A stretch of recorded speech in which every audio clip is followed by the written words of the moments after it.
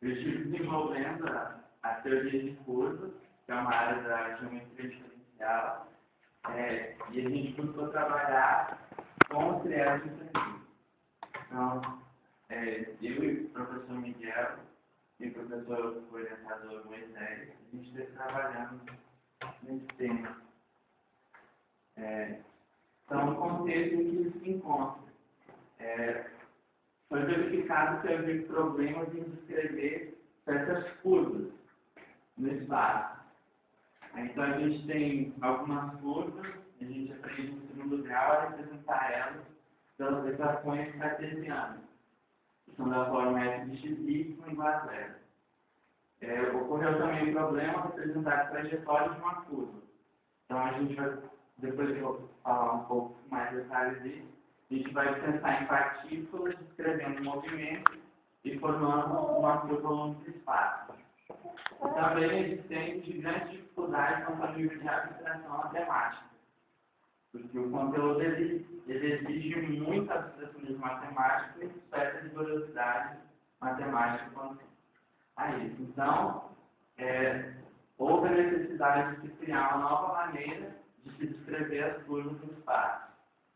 Então, o problema que a gente se encontra é como aplicar a teoria de Frege nas ciências exatas da natureza, seja na física, na química, na biologia, todas as áreas da ciência da natureza, além para descrever uma curva que a gente denota por alfa no plano ou no espaço. São os objetivos do estudo. Então, a maneira mais geral a gente quer apresentar o conceito matemático do triângulo de Frege, as propriedades e aplicações da teoria de curvas e outros campos do conhecimento da matemática, ou seja, desmistificar essa coisa que a matemática só serve para ver fórmulas e representar coisas da matemática pura. A gente pretende também aplicar em outras áreas do conhecimento.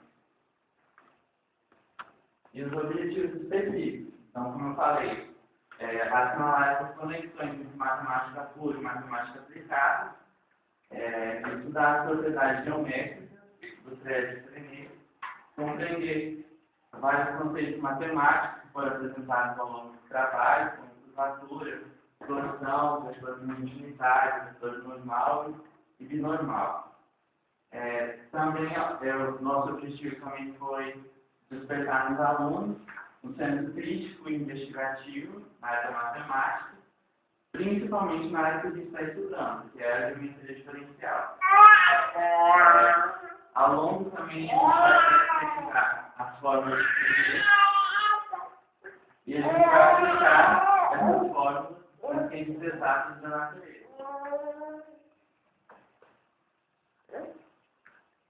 Então, como é que foi desenvolvido esse trabalho? Qual foi a metodologia desse trabalho? Então, primeiramente, ela foi feita uma pesquisa bibliográfica, vendo o que já se encontrava na literatura, que existia disponível, e a gente utilizou os principais autores, não tem as histórias, mas os principais que contribuíram muito para a produção desse trabalho. Foi o Alencar Hilário, Jorge Picado, a professora Kétia Menguar, o professor Manfredo e a professora Valci. Então, eles são os principais que colaboraram indiretamente com a produção dessa pesquisa. Depois de ter feito a pesquisa bibliográfica, foi feita uma análise dessas informações e produzido o texto.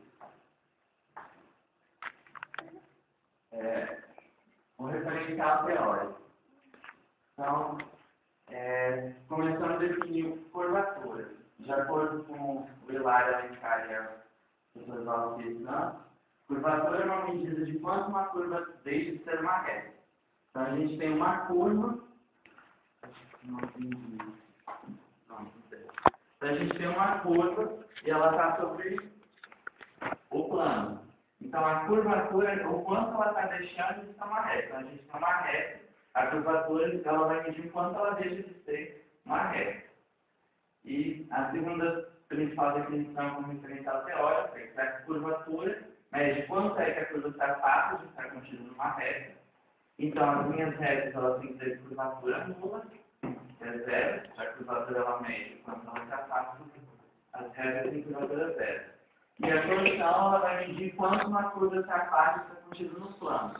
Então a gente tem uma curva que está no plano e a gente pode ter uma curva que está saindo do plano. A gente vai ver, por exemplo, uma L. Então a torção ela vai medir quanto a curva se afasta está no plano. Aí ele fala o seguinte, a curvatura e a torção, elas determinam completamente a forma de uma curva. O Jorge Picado, ele fala isso. Vamos ver aqui. Então, o trabalho ele foi dividido em 3 capítulos. Então, o primeiro capítulo ele vai falar dos conceitos básicos, ele vai dar a noção do leitor precisa para entender o resto do trabalho, todos os pré-requisitos necessários. Então, a gente trabalha primeiro os aspectos históricos, para levar o leitor o âmbito histórico do que está acontecendo. Então, a gente começa a ver matemática como solucionadores de situações cotidianas.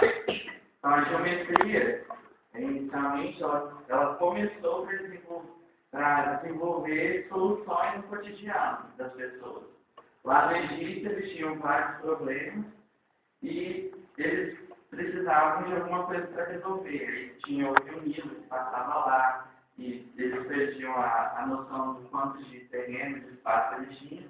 E eles precisavam da geometria para escrever e resolver os problemas que eles tinham naquela época. Então, a matemática ela começa como solucionador de problemas. Mas depois, conforme foi sendo estudado, foi feita uma divisão. O que a gente pode aplicar e o que a gente não necessariamente precisa aplicar, mas a gente pode estudar. Então, a gente estuda uma parte que a gente chama de matemática pura, que é uma área que não, entre aspas, ela não é aplicável em outras áreas, e a matemática aplicada, que ela busca ligações na matemática com outras ciências. Então, o trabalho de geometria diferencial ele está ligado com vetores. O início dessa história de vetores, eles começam com a noção de par ordenado. Então, Gauss, ele começa a trabalhar com os números especiais, ele começa a trabalhar com os números complexos, e ele vê a necessidade de representar esses números.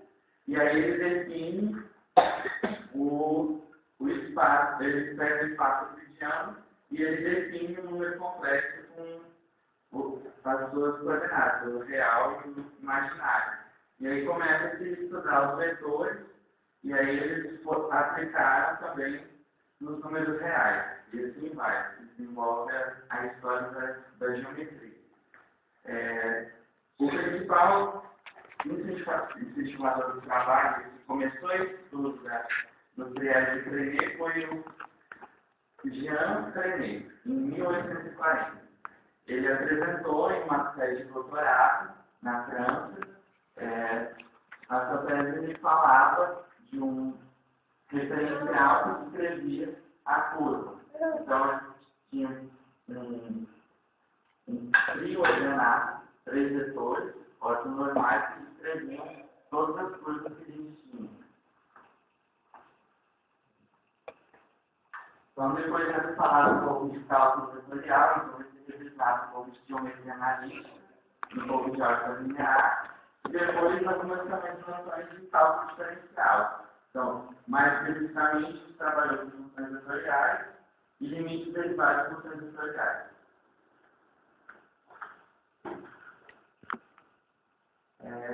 O segundo capítulo é onde a gente realmente começa a trabalhar com as curvas. A gente começa a caracterizar a teoria de curvas. Então, começa a definir o que é uma curva de maneira intuitiva. Então, a gente pensa numa curva, você pensa no arame, e aí você pode esticar ele, dobrar ele, você forma uma curva. Quando essa curva está no plano, a gente chama ela de uma curva plana. Aí a gente começa a ver problemas ao representar essas curvas, somente com as equações cartesianas, e a gente propõe uma nova maneira de representar essas curvas de uma forma intuitiva com coordenadas polares, retangulares. Então, citados vários exemplos de curvas representadas por coordenadas polares, retangulares e paramétricas. Então, a gente pensa em uma partícula no plano e ela está andando lá no plano. Esse andar dela descreve uma trajetória. Então, a gente vai ver para essa partícula andando e a gente vai analisar ela. Então, a gente fala, a gente vai pegar essa partícula e vai analisar em um tempo. Então, a gente vai pegar uma partícula alfa e a gente vai fazer alfa de t, onde t é o intervalo de tempo onde ela está, em um espaço. A gente determina um intervalo e ela vai percorrer. E aí, depois de ter todo o contato com as curvas, a gente traz o leitor em contato com as fórmulas, as equações. Aí a gente começa a falar de problemas ao parametrizar as curvas, noções de vetor tangente, vetor normal e normal. Esses três vetores, quando a gente estuda eles, a gente começa a ver curvatura e torção de uma curva, como eu já falado no início. E aí a gente fala que os três vetores, tangente, normal e normal, eles formam um referencial ortonormal. Os três vetores, eles são vetores unitários. Aí é que é caracterizado pelos criados de Fermi. Aí tem um vídeo. Então, tem uma partícula andando no espaço e ela representa uma trajetória. Então, ela está andando sobre essa reta R, descrevendo a reta. Então, a gente pode ver movimento, velocidade, aceleração que ela tem. Aí, aqui, a gente vai delimitar o espaço, como se fosse a quilometragem, e a gente pode analisar em cada ponto os referenciais dessa curva.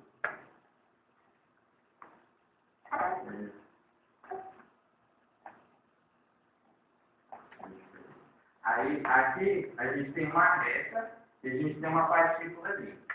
Então, a gente vai ver como é que essa partícula ela se comporta conforme a gente vai mudando a posição da reta. Então, aqui a gente está começando a inserir curvatura na reta, tá? E aí a gente vê como a partícula ela reage nessa reta que a gente tem, nessa curva. Então, ela começa a mudar a velocidade, ela começa a inserir a aceleração. Ó, ela fica um pouco mais rápida em certos momentos ela diminui a velocidade.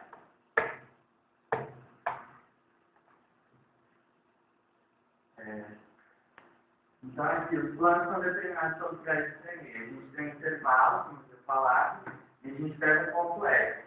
Aí a gente tem uma função alfa, que vai levar esse nosso intervalo no espaço tridimensional. Então, a gente tem uma curva agora de espaço. Aí, a nossa curva aqui, ela tem um sentido de orientação, determinado pela flecha. E aí, aqui a gente analisa um ponto S aqui. Então, a gente tem intervalo A até B, ao contrário, A até B. E aqui, o nosso ponto S. Tá? Aí, esse ponto, ele determina um referencial, a gente chama de referencial ortonormal. Um vetor binormal à curva, um vetor tangente e um vetor normal a essa curva. Os três eles determinam esse referencial ortonormal.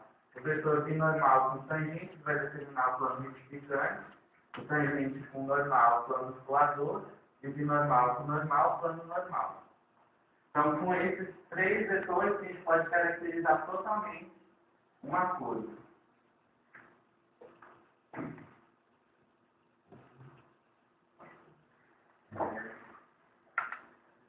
Então, depois de ter estudado os serviços de curvas apresentados no leitor todas as definições que eles usaram, a gente vai aplicar o crédito de Fermi, referencial ortonormal, no que ele pode ser aplicado na matemática e em outras áreas da ciência. Então, a gente começa estudando algumas propriedades da matemática, interpretação geométrica da solução em uma curva plana. Se a solução ela é a medida do quanto a curva sai do plano, então é óbvio que se a curva estiver no plano, a solução tem que ser nula. A gente demonstra isso rigorosamente. Depois de representações geométricas de curvatura como sinal e apresentamos a teoria fundamental das curvas planas. Eu não vou apresentar aqui, para que não convém. Aí a gente fala um pouco das aplicações desse teorema e a gente vai falar um pouquinho da clotoide. Então, aqui. Existe uma curva que ela é representada por duas integrais. Essa curva, os pares ordenados dela não têm soluções de números reais, mas ela representa essa curva aqui.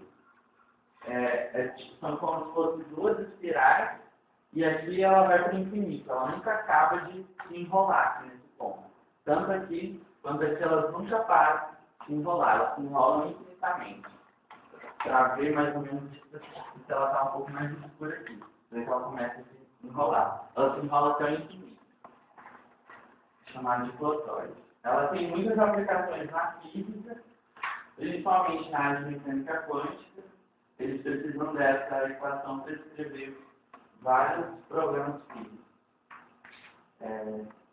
As hélices, que é uma curva, a gente pensa num cone, tem um cone aqui, espaço tridimensional, e tem uma partícula aqui andando, e ela como se ela andasse sobre a superfície aqui desse cone, infinitamente. Ela produzisse essa curva aqui, tá? Então a gente chama de curva de hélice. Ela tem várias aplicações, tanto na matemática quanto em outras áreas. A gente encontra ela até no nosso cotidiano. Por exemplo, aqui no saca-rolhas, a gente vê uma hélice aqui. Numa engrenagem, tem outra hélice aqui. Mensageiro de vento, também tem uma hélice. Então a gente encontra muito esse tipo de curva no cotidiano. E na biologia e na medicina, ela também é muito importante. Os cientistas, o Watson e Crick, eles descobriram que a estrutura do DNA é formada por duas hélices circulares paralelas e interligadas. Vou mostrar uma imagem desse. Então, várias características específicas do DNA, como rigidez, flexão, torção e diâmetro efetivo, só podem ser descritas trabalhando com curvas planas. Então, aqui, a representação do DNA são duas hélices circulares paralelas. Elas formam a estrutura do DNA.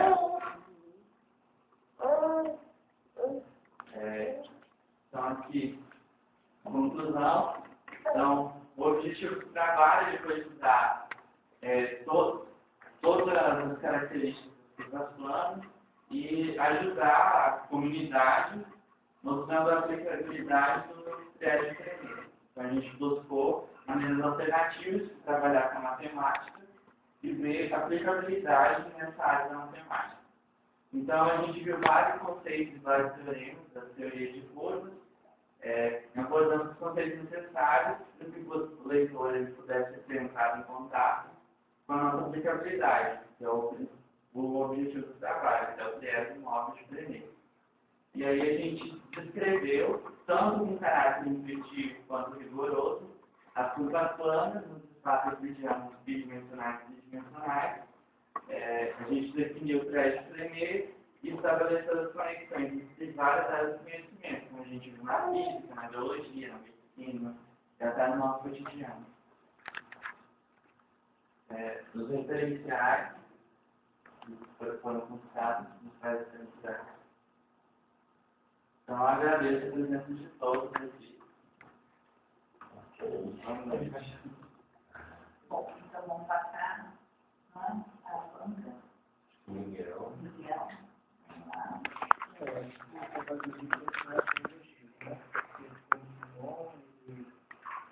Trabalhou de forma muito independente. Quando eu tinha alguma orientação, ele trazia uma dúvida que eu já trazia uma coisa pronta e foi muito rápido, porque o surpresa estava lá, eu fui ele pronto. Acho que também deu surpresa também.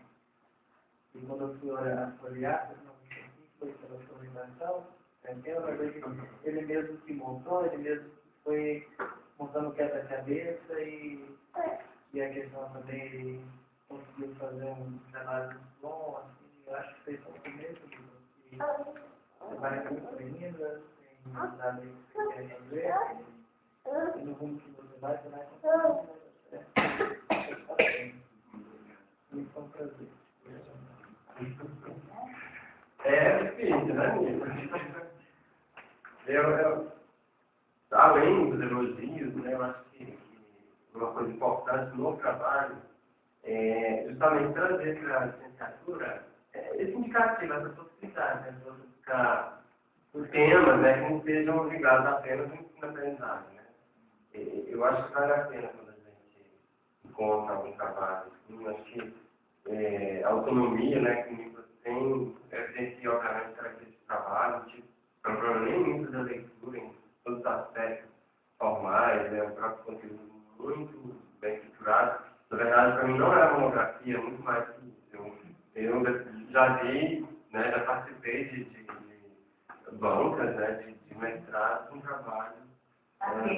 Justamente. Então, realmente, eu me sinto assim, até um pouco constrangido, né, em relação aos trabalhos, né, que a gente tem contato. Então, acho que é uma avanço muito grande, é um caminho. Hoje, inclusive, eu fiz uma consulta para ver a possibilidade de lançar agora. E amanhã eu acho que tem a resposta, o professor Eli pode me dar a resposta. Porque, no caso dele, não justifica. Né, ele mostrou competente, né, no TCC1, e, obviamente, TCC1. Né, e, então, mas amanhã ele pode me mandar a resposta. E aí a gente tem que refazer tudo. Mas tá mesmo. Então, o trabalho está pronto e nós acompanhamos, então não há motivo nenhum para. E na verdade a gente pode analisar, né, dentro das fases de orientação. Isso seria o ideal, né? Eu, por exemplo, já participei de bancas de qualificação, que a qualificação já. Extrapolada. Isso, já deixou o aluno. Então, realmente. Então, Nicolas, eu acho que realmente é complicado. Né, analisar seu trabalho só por esse aspecto. Eu acho que é um avanço, né, muito grande. Não só quero parabenizar aqui falando pela autonomia. Então, já pensou? Isso, não, ele não deixou nem. Capaz de puxar a orelha, A gente sabe que o Nicolas é nas madrugadas. Então, eu acho que é por aí mesmo, né? Alguém que quer mais do que o normal, né? Do que o comum, é porque está nas madrugadas trabalhando. Então, isso aí foi notório, né? Eu, em particular, como examinadora, não estou como coordenadora aqui, né? E nem como orientador de TCC, estou como examinador. Eu fiz algumas observações, mas eu não trouxe impresso, mas ele está no arquivo, eu vou te mandar, né? Tudo em vermelho lá, e aí você vê, você senta com os orientadores, você acata ou não, né? Porque eu tenho sua referência, não só, acho que mais na altura do campeonato, né? Você já está no final do curso, você tem um discurso, você tem um conhecimento que possibilita decidir sobre isso. Eu acho que o mérito de tudo que você fez, né, é que, além desse aprofundamento no assunto, né, você internalizou muitas coisas, né, sozinho, né? E uma coisa que eu vejo, assim, é que ele começou a gostar de ser pesquisador. Né? É um perigo. Então, é isso que eu vejo. E eu acho que vocês vão ser, assim, tanto, não nessa construção de conhecimento, né? Que eu acho que é esse encontro, né? De você ter durante o curso, eu acho que foi uma surpresa também para você, né? De um aluno ouvindo. Vocês vão ser parceiros agora, profissionais, eu acho, né? Tem muito caminho pela frente, né? Então, eu tenho que desejar assim, um futuro, né? Porque vocês conseguiram juntar conhecimentos, áreas dentro da matemática, diferenciadas, e descobrir belezas da natureza, né? Para explicar isso, né? E até mais para avançar para o conforto do homem, porque, na verdade, a finalidade da instituição de ensino superior é isso, não é isso? Né? É você desvendar, né? Construir, aliás, desconstruir você vai com sua criatividade, não é? E descobrir outras coisas, formular outras coisas, né? Não é isso. Então, eu acho que, e para o avanço da ciência, serviço da humanidade, né? Então, eu acho que a finalidade da instituição, eu acho que está aqui, né? Personificada, como assim, está no curso. Eu acho que foi isso, que eu acho que você conseguiu, né? Porque você não fez o trabalho para passar. Você fez o muito claro, né? Então, esse espírito investigativo, né? Eu acho que assim, você conseguiu captar a essência da disciplina de trabalho. Eu levei um susto quando eu falei, gente, ó, você tinha 10 mensal para me entregar um silêncio, né? Pré-processo. Aí tem que fazer a presença de uma monografia do dia. E eu acho também, eu sempre penso assim, né? Por exemplo, o professor Moisés, ele é doutor em arte, né? Mas, quando ele viu ali a rosácea interna que você coloca, né? O hipoticuase, né? Ele faz o curso, né? A espiral, as médias, etc. Eu acho que a pessoa tem atividade dele também, outras coisas, né? Eu li um artigo sobre o dedo, sabe, que depois até se dialoga muito com o seu trabalho. A questão do deslocamento. Então, realmente, eu acho que a questão é essa, né? E eu tenho a impressão que o curso de licenciatura em matemática da minha mulher está tomando tantos rumos. Não é? Então, eu acho que, assim, alunos como você realmente constrói o curso junto, não é? Isso é muito importante. Então, daqui para frente, você tem mais um semestre, né? Depois das disciplinas, mas você vai ter uma ideia, né? E vai, assim, nunca perca o contato com a instituição, né? Eu acho que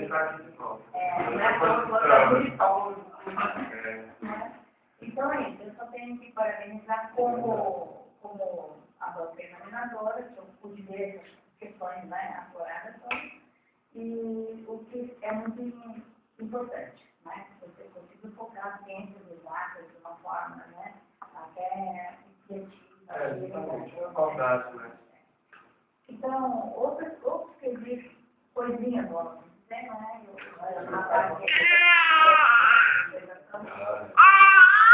Então, eu gostaria que a moça desse 2 minutinhos só para a gente fechar